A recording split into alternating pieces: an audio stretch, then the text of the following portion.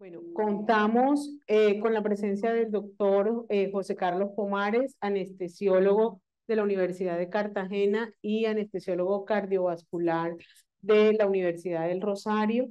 Se desempeña como anestesiólogo cardiovascular en el Hospital Serena del Mar y adicionalmente tiene fellow de trasplantes del Hospital Valdebrón de Barcelona. Un tema pues de educación. ¿Por qué la implementación de guías de práctica clínica? Los doctores Cristian, la doctora Ana María y el doctor Pomares pueden iniciar. Bueno, buenas tardes. Nuevamente, muchas gracias por estar en esta actividad, en esta sesión. Pues digamos que la dinámica que vamos a utilizar es una breve presentación, más o menos 15 20 minutos, posterior a lo cual pues vamos a abrir un espacio de discusión respecto al tema. Entonces, para empezar, es importante, pues, digamos que ese es el orden de la discusión ahorita. Entonces, para empezar, es importante contextualizarnos con unos conceptos y con unas dinámicas respecto a las guías de práctica clínica. Nuestra práctica clínica, digamos que va con una inquietud permanente hacia el proceso investigativo. De forma diaria nos vemos expuestos a problemas que requieren soluciones oportunas para que los pacientes tengan desenlaces satisfactorios. Relacionado con esto, pues de forma diaria nos estamos viendo expuestos a un volumen de literatura exponencial en donde el reto se centra en saber cómo utilizar esa literatura para impactar en la práctica clínica. Hay otros factores como la variabilidad de desenlaces clínicos. Se han hecho estudios de la atención de pacientes en mismas instituciones hospitalarias donde se encuentra que unos pacientes evolucionan de forma muy divergente. Entonces, cuando se empieza a analizar por qué pasa eso, se encuentra que esos pacientes han recibido atenciones bastante heterogéneas porque no hay protocolos, porque no hay guías que estandaricen y garanticen una intención homogénea a los pacientes. Lo otro, el factor de actualización. Digamos que eso está muy condicionado a los factores locativos, a la localización de las instituciones, si es un ambiente universitario, bueno, entre múltiples factores, pero se han hecho estudios por parte de instituciones gubernamentales donde se encuentran prácticas hasta el 40% que no son vigentes o están desactualizadas. Entonces, digamos que son uno de los factores que han llevado a la promoción de la implementación de guías de práctica clínica. ¿Cómo definimos eso? Las guías de práctica clínica son una herramienta en la cual se generan recomendaciones posterior a una elaboración pues, metodológica juiciosa que permite una atención oportuna que impacte de forma satisfactoria en el desenlace de los pacientes. Estas, a su vez, pues han sido generadas a partir de la medicina basada en la evidencia, recomendaciones de expertos, es un estado del arte respecto al proceso que queremos intervenir. Entonces, el proceso de estructuración tiene que ser algo juicioso metodológicamente, desde el proceso de selección del tema, el grupo que va a configurar, el grupo de trabajo para el desarrollo de la guía, toda la parte de documentación bibliográfica que sea de calidad. En cuanto a la fase ya de creación de la guía de publicación, y pues digamos que finalmente también el sistema de monitoreo y de impacto que va a tener la implementación de esta guía en el escenario ya clínico. Encontramos varias instituciones a nivel internacional que se han centrado en garantizar que las guías sean con estándares de calidad. Esta es una de las más representativas, Jean. Dentro de la web encontramos unas herramientas que ella nos brinda para guiar los procesos relacionados con guía. Llámese con procesos de actualización, con procesos de desarrollo, publicación, implementación y con la adaptación de otras guías externas a nuestras instituciones. De igual forma, Grid también cuenta con unas herramientas bastante importantes. Queríamos traerlas a colación porque estas herramientas nos pueden servir cuando queramos iniciar los procesos de creación de las guías en nuestras instituciones para que sean de calidad. Digamos que del soporte y la calidad con la cual se elaboren estas guías también va a repercutir directamente en el porcentaje de éxito que tengamos, en la aplicabilidad que tengamos dentro de nuestros escenarios clínicos. Encontramos otras instituciones donde podemos ya encontrar un repositorio de estas guías para consultarlas, para que sea una base para la implementación de guías futuras en nuestras instituciones. Y finalmente, respecto a esta parte de conceptos y relacionado con las guías, recordar que la vigencia que tienen estos documentos no debería ser superior a los 2 años. Por ser a los 2 años, ya digamos que las pautas se pueden considerar no vigentes. Bueno, ¿qué beneficios trae implementar estas guías de práctica clínica? Es la siguiente pregunta que debemos responder. Básicamente, el beneficio de una guía de práctica clínica es mejorar y estandarizar el cuidado de los pacientes. Y digamos que esto es como la tarea ya hecha de las revisiones sistemáticas. Alguien se sentó, revisó toda la literatura disponible respecto a un tema específico y revisó también los consensos de expertos y hizo un resumen de todo esto y lo plasmó en unas guías que debemos usar. Entonces, esos son los beneficios que tenemos al implementar una guía de práctica clínica. Entonces, vamos a tener una mayor consistencia en los manejos en departamentos de anestesia grandes, como en algunas clínicas de nuestro país. Por ejemplo, el nuestro tiene como aproximadamente 40 anestesiólogos. Todos debemos hacer lo mismo para que los resultados en los pacientes sean cosas homogéneas. Entonces, no es a mí me parece, sino que ya hay unas guías establecidas y esto hace que haya una consistencia mayor en estos manejos, una información clara y disponible fácilmente, una adaptabilidad siendo rigurosas, pero también pues teniendo la capacidad de adaptarse a el lugar a donde van a ser implementadas. Son basadas en altos niveles de evidencia y aquí de pronto José ahorita va a hablar de esto porque no siempre hay niveles altos de evidencia para las guías que estamos adoptando. Son fácilmente diseminadas y la gente las puede conocer fácilmente. Entonces, digamos que hubo un cambio grande para la realización de una guía de manejo, más o menos se toman 4 o 5 años. Y con la pandemia del COVID-19, pues nos dimos cuenta que no podemos esperar 4 o 5 años para tener una guía de manejo. Entonces, hay guías que son guías de práctica clínica vivas o guías de práctica clínica en aspectos específicos y estas guías se están actualizando en tópicos muy específicos a medida que va saliendo la literatura y pues todo esto lo que hizo fue que digamos que las guías virtuales son las guías que más se están utilizando en este momento porque son guías que se actualizan constantemente, digamos que lo que Cristian dice, si tienen más de 2 años ya no son vigentes, pero tenemos que tener en cuenta que duraron 5 años haciéndola. Entonces, si tienen más de 2 años, son 7 años de una guía de manejo sobre una patología que en cosas muy específicas pues puede estar muy desactualizado. Entonces, las guías de práctica clínica por eso han tomado tanta vigencia actualmente. Lo más importante de una guía es que se logre la adherencia. Y para que una guía logre adherencia, pues tiene que ser algo muy interesante y aceptado en la práctica, porque yo no saco nada con tener una guía de manejo que a ninguno de mis médicos les gusta. Entonces, pues todas estas guías tienen que ser aceptadas por el personal que las va a adoptar, tienen que ser sostenibles y tienen que aplicar las nuevas tecnologías. Y en la aplicación de nuevas tecnologías es muy útil las guías de manejo porque si es un dispositivo que se conoce poco, pues es importante que haya una guía de cómo utilizarlo y de cuáles son los beneficios de esto. Y esto también nos ayuda a implementar las guías de manejo a fortalecer el papel del anestesiólogo. Y un claro ejemplo de esto es la guía que salió de evaluación de paciente con patologías cardíacas para cirugía no cardíaca, que básicamente fue una colaboración de la Sociedad Española de Cardiología y de Anestesia. Y en esta guía se involucra al anestesiólogo como parte del manejo pre y perioperatorio y de la evaluación pre y perioperatoria de estos pacientes con patologías cardíacas para cirugía no cardíaca. Entonces, esto también hace que se fortalezca nuestro papel como parte integral del manejo y no solamente en el intraoperatorio.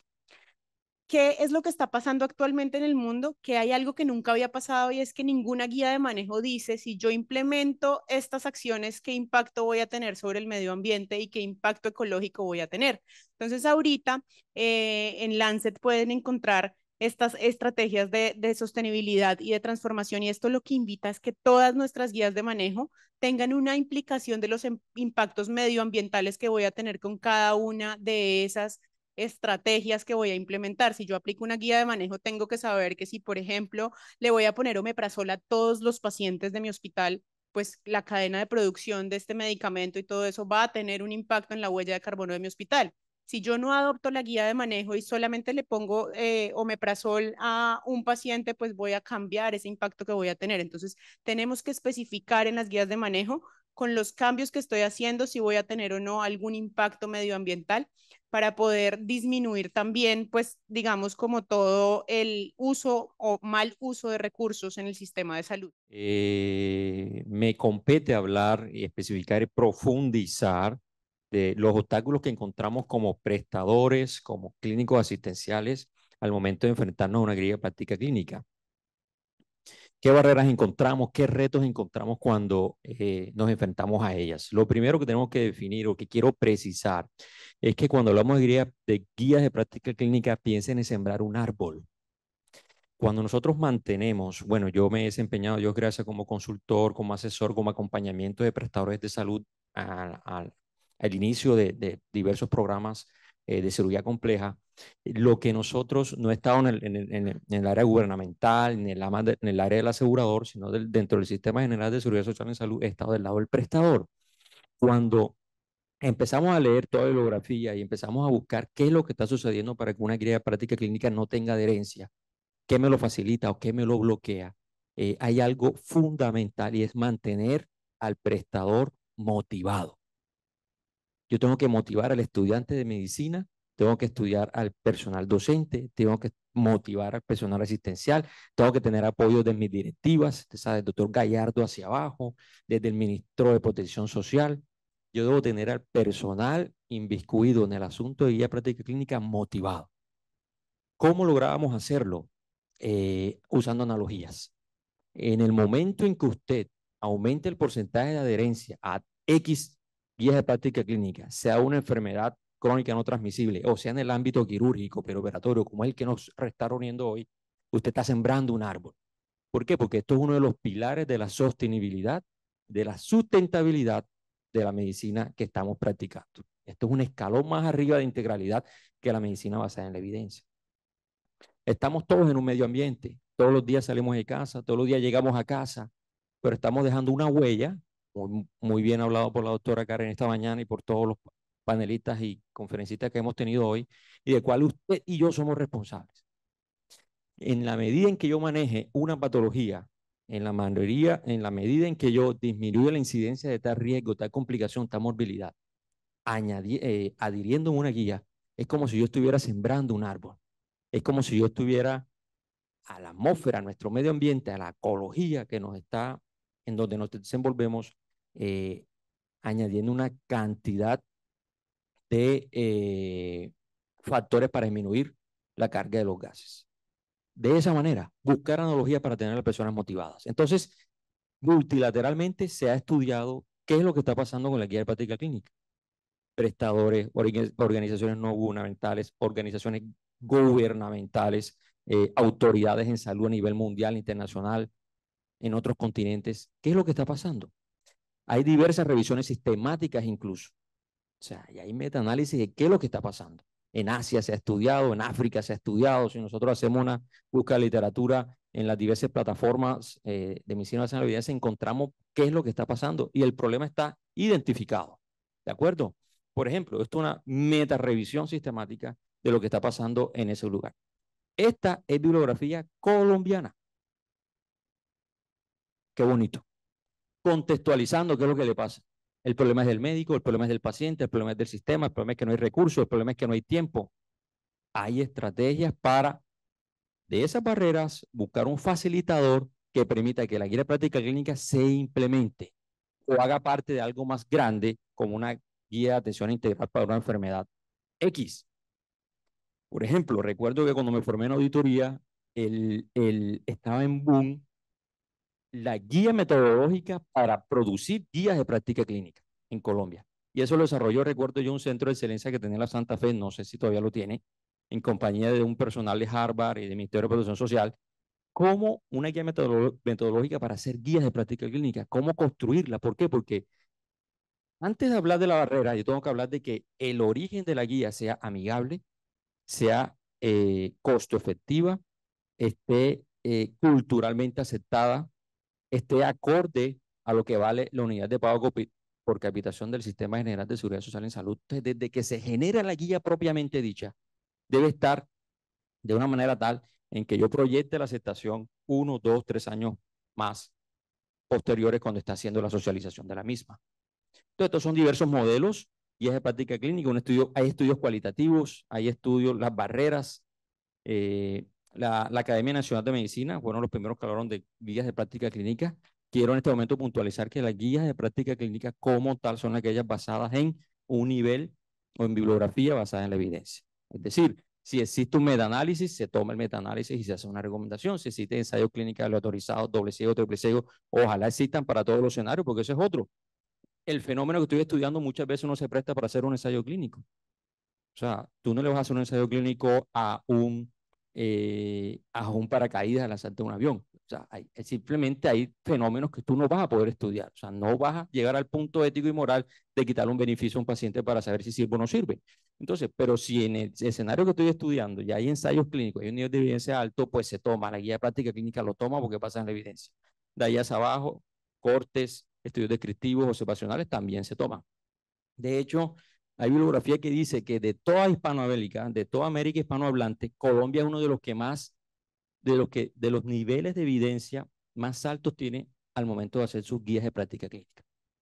Hay personas que han dicho, bueno, vamos a ver todas las guías que han salido en América hispanohablante, toda Latinoamérica, Brasil, bueno, Brasil no, México, Chile, Argentina, y han medido cuál es la calidad de la guía de práctica clínica que producimos. Y Colombia tiene la calidad de nuestra guía de práctica clínica, de nuestras organizaciones colegiales, cardiología, neurología, la sociedad de anestesiólogos, tienen una metodología, por ejemplo, la metodología GRADE que mencionó el doctor Cristian, y son de buena calidad.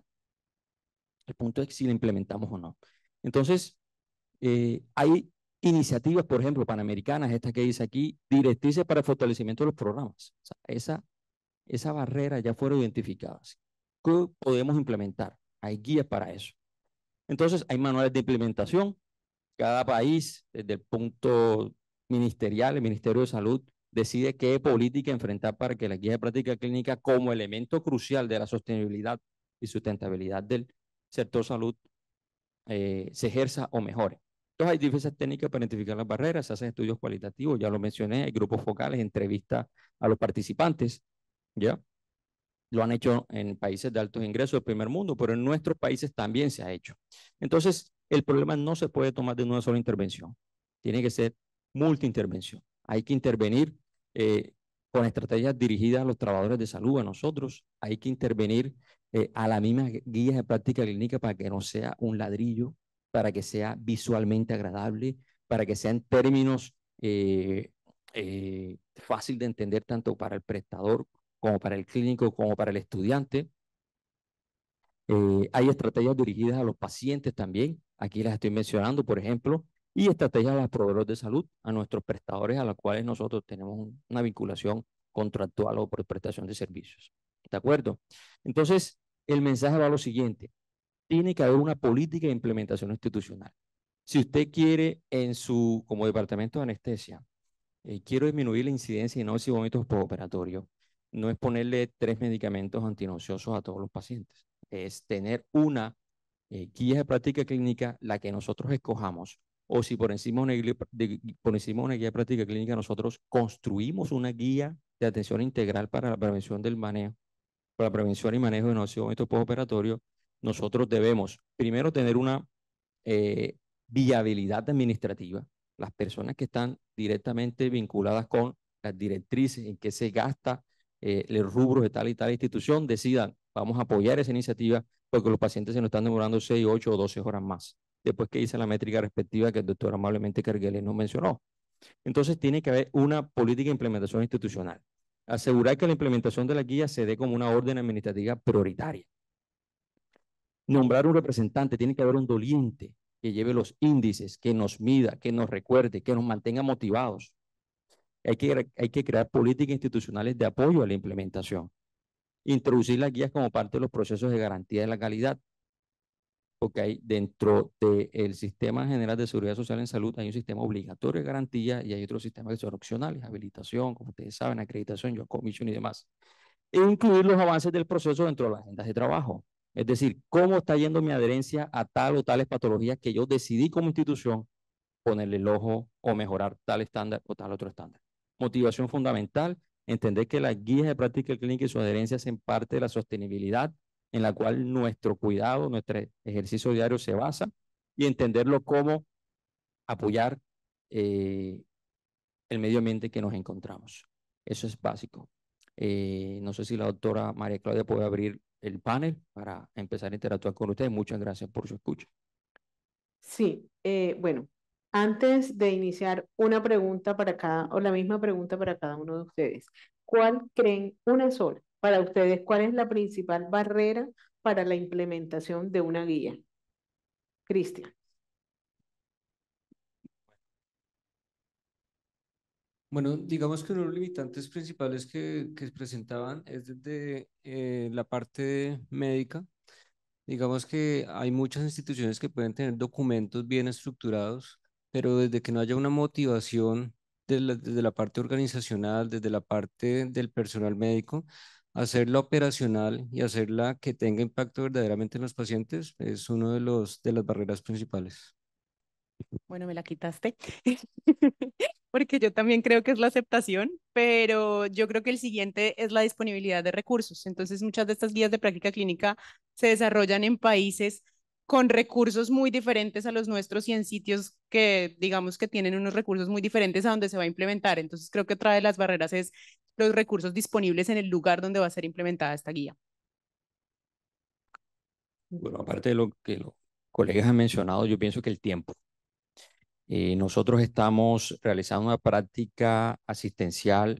Muchas veces, no sé si tienen la sensación de que uno quisiera como dar un freno entre paciente y paciente y decir, bueno, este paciente tiene riesgo para dolor crónico postoperatorio, este paciente tiene riesgo para hacer náuseas y vómitos, ¿qué otro riesgo tiene mi paciente que yo pueda abordar con una guía de práctica clínica y está instaurado en mi institución? A veces no tenemos ese tiempo, como esa pausa de nosotros decir, uy, este paciente se le detectó una anemia preoperatoria, se le puso hierro, se le puso eritropoyetina, ya tiene un control de tanta hemoglobina. ¿Qué puedo hacer yo intraoperatoriamente para disminuir el sangrado? Si voy para cirugía cardíaca. Entonces, dentro de todos los checklists, para hacer el checklist necesito tiempo. Muchas veces en el día a día nosotros estamos como que vamos a marcha de 7 a 7, después de las 7 de la noche que empezamos a pensar, oye, tal paciente, me faltó esto, me faltó lo otro. Entonces yo creo que como un poquitico de tiempo. Y eso es hablarlo con las directivas, hablarlo entre nosotros. Tal paciente complejo necesita un poco más de tiempo para el abordaje. Básicamente eso, pero muy válido lo que los colegas acaban de decir. Muchas gracias. ¿Del público alguna intervención? Doctor Arango. Gracias, María Claudia. Una pregunta que le hago al doctor José Pomares. Usted dice que no tenemos a veces suficiente tiempo. Y esta mañana vimos que una de las formas de reducir la movilización, la ida al hospital y todo, es en algunos pacientes suspender la consulta de preanestesia. No me refiero a esos. ¿Será que no utilizamos bien el tiempo de la consulta preanestésica para explicarle eso que usted está diciendo al paciente? Totalmente válido. Yo creo que hay que enfocarnos, porque podemos pensar en muchas cosas. Y de hecho, la medicina basada en la evidencia, las guías de práctica clínica y las revisiones sistemáticas están hechas para eso, para no divagar en muchos pensamientos, sino enfocarnos en el tiempo que tenemos con ese paciente, enfocarnos en lo que es. Porque el paciente puede tener una narrativa y decir, a mí me preocupa esto, y me preocupa lo otro, y me preocupa la incapacidad, o me preocupa lo otro, pero eso es un tiempo de pronto valioso para reenfocar la conversación y decirle, señor, usted tiene un riesgo X de hacer un dolor postoperatorio agudo. Usted tiene un riesgo X de tener un sangrado importante porque va a tener esto, esto y lo otro. Usted puede hacer una parálisis diafragmática porque van a trabajar en el pericardio. Usted, o sea, coger la cirugía, como está haciendo la iniciativa Prospect, de que cada cirugía tiene unos niveles de algo diferente, iniciativas diferentes para tratar ese dolor, pero cada cirugía, además del dolor, tiene otras implicaciones que no tiene una cirugía prostática, una cirugía ginecológica, una cirugía ortopédica. Entonces, reenfocar la consulta preanestésica en esos riesgos de ese paciente multivariables, tanto de la cirugía como el paciente propiamente dicho, y llevar la conversación y aprovechar ese tiempo. Muy válido su intervención. Muchas gracias. ¿Alguien más del público que tenga algún comentario? En el chat, ¿hay alguna pregunta? Bueno, ya me dijeron una barrera. Ahora, ¿cuál sería una estrategia? O sea, diga cada uno una estrategia que plantearía en su organización para facilitar la adherencia a las guías. Porque como ustedes lo mencionan, sí, hay guías que están muy bonitas, muy bien estructuradas, y cuando miramos la adherencia a la guía, la adherencia no supera lo esperado. Y recuerden que las guías adicionalmente van acompañadas de, ¿qué? De indicadores. Indicadores de resultado e indicadores de adherencia a esa guía, que nos indican que si hacemos prevención de náusea y vómito, por ejemplo. Pero pese a hacer la prevención, de pronto nuestro indicador de resultado nos muestra que en mi servicio la incidencia de náusea y vómito es del 40%. Entonces, si estamos, aunque estamos adheridos en un 90%, ¿por qué tenemos el indicador de resultado alto, tan discordante? Entonces, ¿qué debemos hacer? ¿Cuál sería la estrategia que cada uno de ustedes usaría para hacerle más amigables a sus colegas la implementación de una guía? Bueno, en ese aspecto digamos que influyen varios factores. Personalmente creo que una herramienta que va a impactar mucho en esta dinámica es los sistemas de evaluación y retroalimentación continua. Digamos que el hecho que se valore el verdadero impacto que pueda llegar a tener esa guía, los desenlaces que estamos impactando y cómo eso va a repercutir en general en la atención de los pacientes. En ocasiones, digamos que a veces queda muy en el aire las posiciones tanto desde la parte quirúrgica del cirujano o a veces de anestesia, conceptos como que yo considero que a mí me va bien, yo considero que al paciente le va bien, cuando son solo posiciones personales. em, en ese escenario, cuando se demuestra con números, con estadísticas, que verdaderamente la instauración de este tipo de protocolos, de este tipo de herramientas, son valiosas para los desenlaces de los pacientes. Yo creo que es más como concientizar al personal de que al momento de implementar las guías, sí tiene un impacto real en los desenlaces de los pacientes. De acuerdo totalmente con Cristian y creo que la socialización de las guías es como una de las estrategias que uno debe utilizar para lograr una buena adherencia. Muchas veces las personas tienen un conocimiento, digamos que por ejemplo nosotros en el hospital tenemos un montón de guías en un sistema que se llama Almera y creo que no conocemos ni la mitad de esas guías que existen ahí. Están disponibles todo el tiempo, todo el mundo las puede ver, pero no hay una socialización atractiva de estas guías como, digamos, como una comercialización de la guía, por decirlo de alguna forma, para que la gente se interese en realmente conocer esto y en saber por qué tiene que implementar estas estrategias y qué resultados está obteniendo. Entonces, hay que tener retroalimentación de los resultados, pero también al principio hay que promocionar la guía para que toda la gente las conozca y las pueda implementar. Entonces, creo que eso es importante, pues, para poder lograr una buena adherencia. Bueno, de acuerdo con Cristian y Ani, yo creo que se pueden hacer cosas. El reconocimiento público es algo muy válido como departamento, no una persona en particular.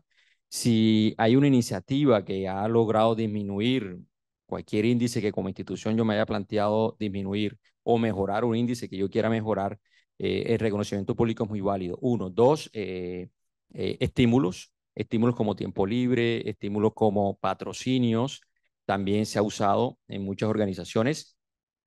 Y tercero, hay unas campañas que, bueno, las oficinas de bienestar son muy expertas en eso, como mediante de herramientas de teatro, herramientas visuales, nosotros podemos, infografías, nosotros podemos mantener conectado a nuestros espectadores que, mira, hay una guía, hay un estándar que tiene que ser parte tuya día a día. ¿De acuerdo?